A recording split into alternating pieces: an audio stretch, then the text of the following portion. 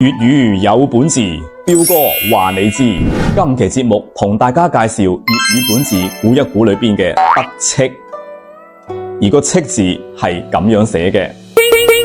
用拼音輸入法輸入 CHI 可以揾到呢個字喺明朝政治通裏邊有出現，原句係明制差遣諸臣與戚行事，意思就係講喺明朝嗰陣啊，皇帝差遣各位臣子做事呢，係會頒布戚令嘅，所以咯，得戚就即係得到咗皇帝嘅命令，奉旨辦事，所以個樣呢咪得意洋洋咯。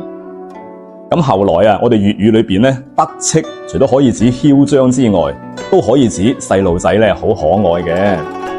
我哋日常話佢少少成績啊就得戚咁樣，仲有呢個小朋友啊幾得戚喎，就係呢個得戚啦。你哋 get 到未呢？關注我，送你7天粵語生存指南。